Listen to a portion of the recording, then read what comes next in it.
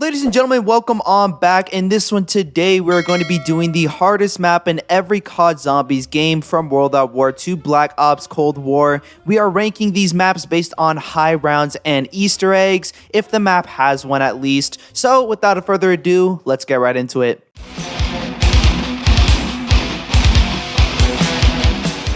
Coming into our first game, we have World at War. The hardest map on this game is going to Verrückt. This map has a lot of tight corridors that make it hard for training. Not only that, but there really isn't too much at your disposal when it comes to weapons either. You have traps and a ray gun, and that's about it. Yes, you do also have other things that make it somewhat easier than Knocked, like perks, but on Knocked, the spawns are really slow, so you have time to set up before the round really starts. Not only that, but on Knocked, there is a ton of open space to train on. In the later rounds, you can chill around the starting room area with the flamethrower and you'll be fine. When you play on co-op on Verrückt, it's actually a little bit harder as well compared to many of the other maps in World at War. You spawn in different rooms, which makes it really hard to revive your teammates if they go down, but also really hard to distribute points to turn on the power. Overall, Darius and Shinonuma are by far some of the easier maps because you have great wonder weapons and traps. On Darius, you also have Pack-a-Punch, which helps out a lot.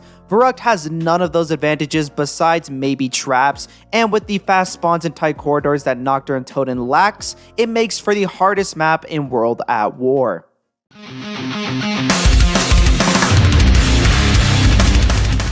Moving into our next game, we have Black Ops 1. And now with this game, our hardest map is going to Shangri-La. Now, this one was a bit harder to pick because in Black Ops 1, the hardest map to get to high rounds on is actually Call of the Dead, but it is also by far the easiest when it comes to the Easter egg. Shangri-La does have some difficulty when it comes to high rounds, not as hard as Call of the Dead, but it still is challenging nonetheless. The Easter egg on Shang is what really makes this map difficult. You need a lot of team coordination and skills when it comes to zombies. If one person on your team isn't paying attention, it can actually be pretty hard to get by on this map. This map also has countless of traps and tight corridors, which makes it difficult for newer players to navigate. If you can get your hands on the baby gun, it makes high rounds and doing the Easter egg a whole lot easier, but it can still pose a few threats because even when the zombies are transformed into babies, they can still do damage to you. It can be incredibly dangerous when you shrink a napalm and they explode in your face when you're going to run over to them. It can be a little bit annoying and tedious to use the baby gun in certain situations.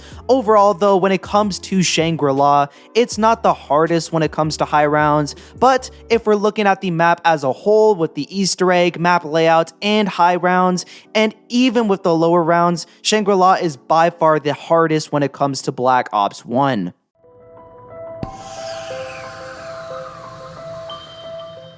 With our next game, we have Black Ops 2, and for this one, my least favorite map is going to Bus Depot. When it comes to most Black Ops 2 maps, they either have a really easy Easter egg with a difficult high round like Mob of the Dead in Transit, or they have a really easy high round with an incredibly difficult Easter egg like Buried in Origins. With Bus Depot, even though it doesn't have an Easter egg, it is by far one of the hardest maps when it comes to getting high rounds in COD Zombies. With most maps in Black Ops 1 and World at War, there were glitches with how many zombies could spawn each round, which made it really easy and fast for high round gameplay. But in Black Ops 2, it takes forever to get into the higher rounds, and on Bus Depot, you have absolutely nothing to keep yourself safe. No perks, no Pack-a-Punch, no traps, absolutely nothing. All you have is the Ray Gun Mark II, which good luck trying to get it because for some reason on this map specifically, it's incredibly rare. The only thing that's somewhat good with this survival map is the layout.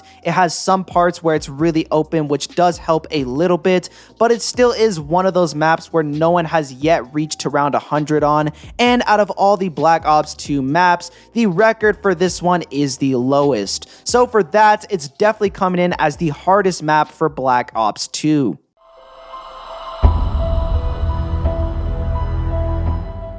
Moving into our next game, we have Black Ops 3, and the hardest map in Black Ops 3 is no doubt going to Gorod Krovi.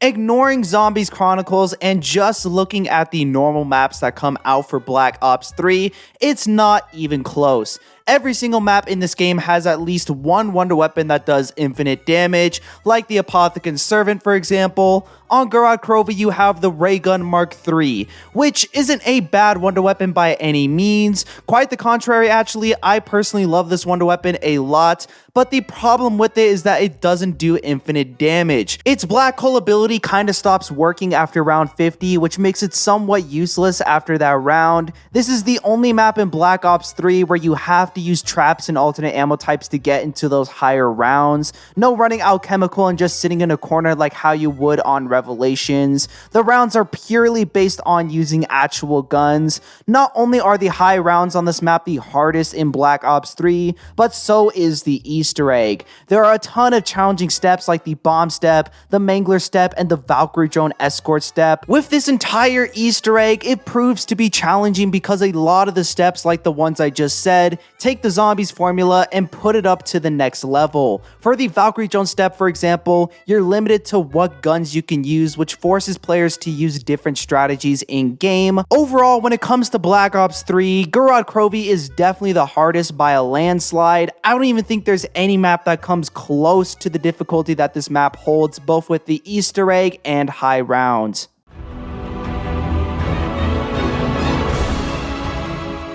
Coming into our next game, we have Black Ops 4. Now with this game, the hardest map is going to Voyage of Despair. This one was a bit rough to pick as well, because there's a lot of hard maps on this game like Classified and Blood of the Dead. With Classified, the map itself isn't too bad because you can camp on top of the shield to get to high rounds, which is also how you do the Easter egg, which although is difficult, is pretty straightforward. All you have to do is get to round 150. Blood of the Dead, on the other hand, has a really easy high round with so many weapons and traps at your disposal. It's almost impossible to not get round 100 on this map. But with the super easy high round attempt, you also have an incredibly difficult Easter egg that is by no means straightforward. Probably the most difficult when it comes to Easter eggs in COD Zombies. I picked Voyage of Despair because it sits in the middle where the high rounds are a bit more challenging compared to Blood of the Dead, and there is also a not so easy and straightforward Easter egg unlike Classified. The boss fight itself on this map is enough to overwhelm any casual player, let alone the steps that it takes to get up to that point. When it comes to high rounds, you have the Kraken as your main wonder weapon, which isn't the best compared to the Magma Gat on Blood of the Dead. Overall, when it comes to Black Ops 4, there are a lot of difficult maps, but when it comes to overall difficulty between both the Easter egg and high rounds, Voyage of Despair, in my opinion, is the hardest.